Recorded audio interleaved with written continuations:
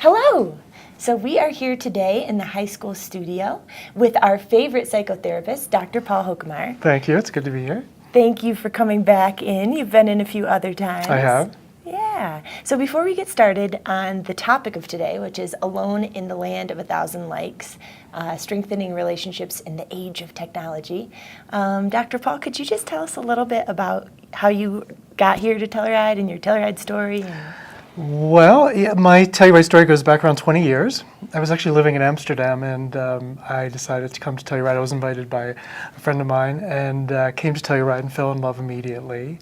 And yeah, I've been coming here for 20 years. So I spend a lot of my time working in the library. I am definitely one of those people who came to ski and stayed for the library.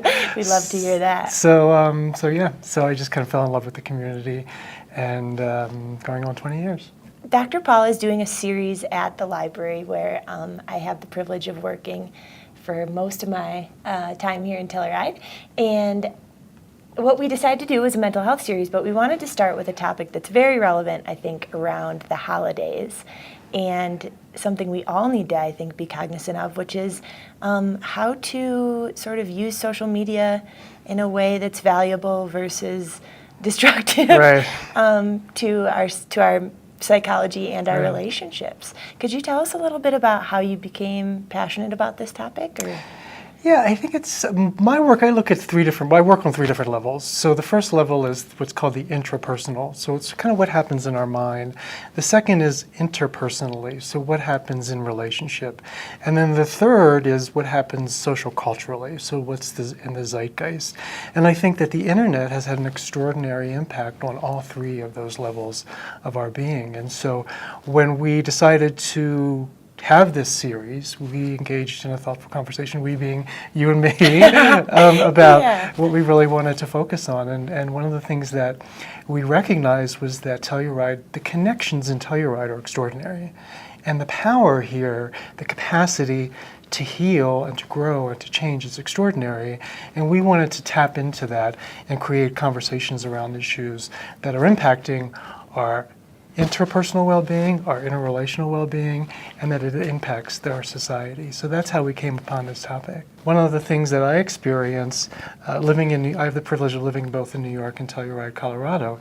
And in New York, in particular, I see people walking around with earbuds in and earphones in everywhere. And it makes me angry.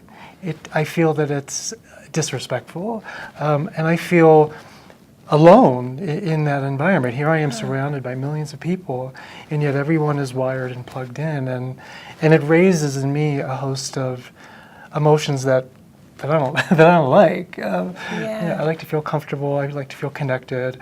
I like to feel calm, and just seeing that out there in the world causes me an enormous amount of distress. I guess in that sense, what do you see as some ways to combat that? Or would you advocate that everyone yanks their earbuds out and throws their smartphone out the window? So we can't kind of do what's in psychological terms called splitting, where everything becomes black and white.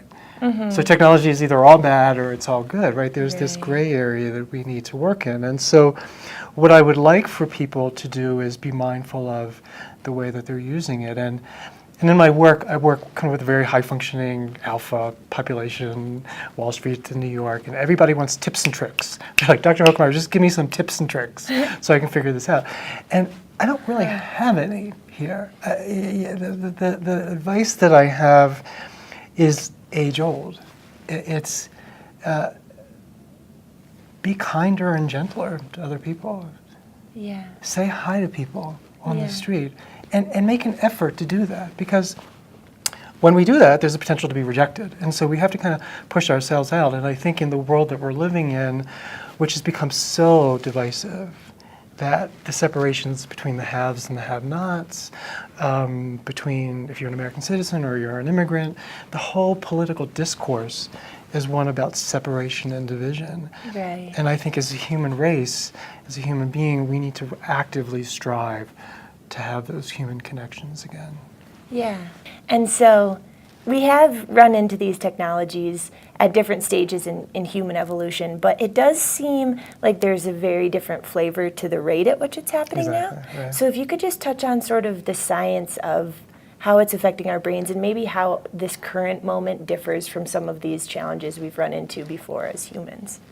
Well, I think that you raised a very good point, two very good points actually, which is that it's the pace with which this technology has assaulted us, essentially, is so fast. And then the impact that it's had on our central nervous system.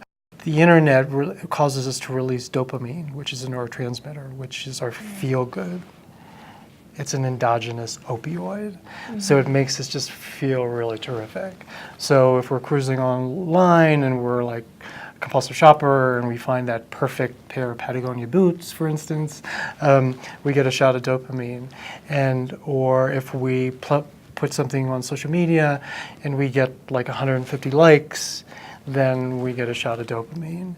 And that has a extraordinarily addictive quality to it, that most addictions, our behavioral addictions in particular, are a function of dopamine production. We know that the data shows that different personality types use it in different ways. So introverts use it as a way to compensate for their social network, and extroverts use it as a way to enhance it. So there is some positive. I think we just need to be fully aware of all of the data that we're putting out there is being mined.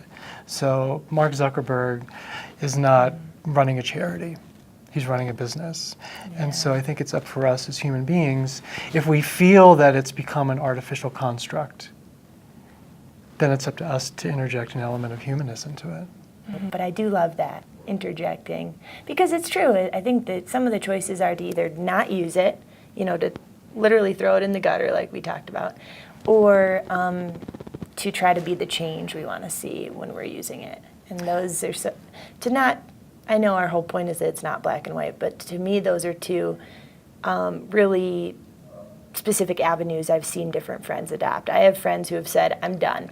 I'm off Facebook, I'm off Instagram, which I really respect. I agree. And then I have friends who are like, I don't love everything about it, but I think I can engage, I think I can shift the tone by what I post or by actively thinking about some of these things and trying to change. Which has an element of activism to it, which I think is really important. Dr. Paul, thank you so much for being here. Thank you. Such a fascinating topic, and such a pleasure always to chat. If you enjoyed what you heard here today, Paul will be live at the Wilkinson the second Monday of January and February to finish out the mental health series. So January 14th, 6 p.m., he'll be talking about suicide in our mountain town, when a bluebird day isn't. We've all been there. And February 11th, he will be finishing with addiction in the Box Canyon, when the peak isn't high enough.